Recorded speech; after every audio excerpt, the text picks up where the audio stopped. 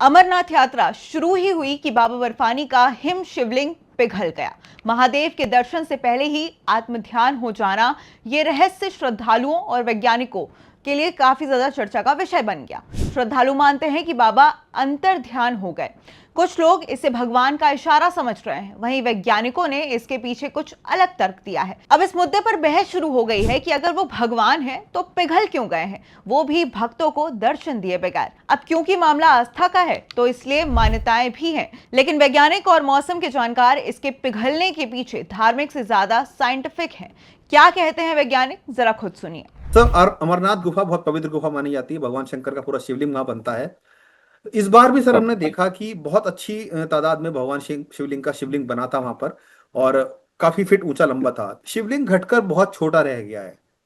Sir, as a scientist आप किस तरह ये देखते हैं कि इसका क्या था? ये क्या कारण हो सकते हैं कि इतनी जल्दी जो शिवलिंग वो पिघल जाता है? क्या कुछ कारण आपके पीछे नजर आते हैं सर इसके?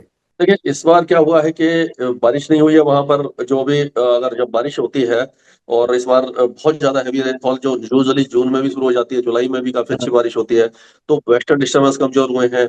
बारिश जब होती है तो टेम्परेचर नीचे रहते हैं, तो सूखे जैसे हालात ज्यादा रहे हैं। तो टेम्परेचर भी इस बार आपने देखा होगा कि दिल्ली एनसीआर के साथ साथ पूरे उत्तर भारत में इसका असर, अल नीनो का असर दिखाई देने लगा है। टेम्परेचर बढ़ने लगे हैं। तो क्या होता है कि जब टेम्परेचर बढ़ते हैं तो ग्लेशियर भी पिघल रहे हैं और बर्फ भी जल्दी पिघलना शुरू हो जाती है। तो यही कारण रहा है कि ये गर्मी के कारण जो ये सब हुआ है। अगर जून के महीने में ही बारिश की गतिविधियां शुरू हो जाती है, स्नोफॉल अच्छा रहता। कभी कभी क्या होता है, जून में वैसे स्नोफॉल होता नहीं है, लेकिन जब बारिश अच्छी होती है, बादल छाए रहते हैं, टेम्परेचर नीचे आ जाता है, तो जो जैसे अमरनाथ की बात करें या जो भी जो अल नीनो का असर है वो पूरे इलाके में तो दिखाई दे रहा है। इस जी। बार हमने देखा है कि जम्मू कश्मीर में बारिश काफी कम हुई। जून हम्म। के महीने में यूजुअली मानसून नहीं पहुंचता, लेकिन बारिश की गतिविधियां शुरू हो जाती हैं, और जुलाई में भी बारिश की गतिविधियां काफी अच्छी होती हैं। और उससे क्या होता है कि जब बादल छाए रहते हैं और बारिश होती रहती है तो टेम्परेचर बढ़ नहीं पाता। तो हम्म। अल नीनो का इम्पैक्ट आपने देखा कि उत्तर भारत में, मध्य भारत में सभी जगह पर दिखाई दिया, और गर्मी समय से पहले बढ़ गई।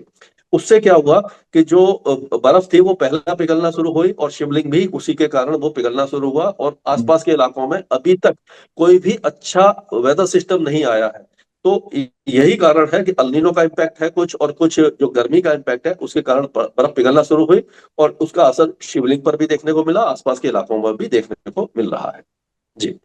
सर, क्या ये मान के चला जाए कि एक तो आपने बताया अल नीनो का असर है सर, लेकिन जिस तरीके से बड़ी तादाद में लोग भी वहां पहुंच रहे हैं और गतिविधियां वहां पर बहुत ज्यादा बढ़ जाती हैं, क्या वो भी एक कारण है कि इतना ज्यादा इंसानों की वहां आवाजाही भी एक कारण हो सकती है कि क्योंकि गर्मी सब जब शरीरों की निकलती है लोगों की, तो टेम्परेचर को भी कहीं ना कहीं प्रदूषित करती है?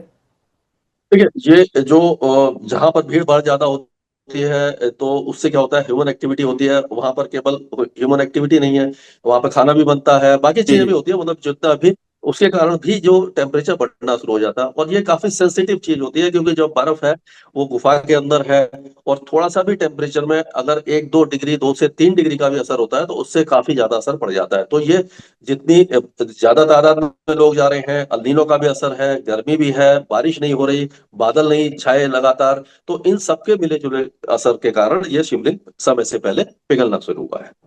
तो ये मान के जी। चला जाए कि सर जल्द ही पूरी तरीके से वो पिघल भी जाएगा, जिस तरह के हालात हैं सर? जी हाँ, अभी क्योंकि बारिश तो अभी बढ़ेगी, लेकिन अब हो सकता है कि जितना पिघला उसके बाद रुक जाए। अगर बारिश आती है और बादल छाते हैं हम्म। तो टेम्परेचर गिरेगा, तो उसका असर दिखाई देगा।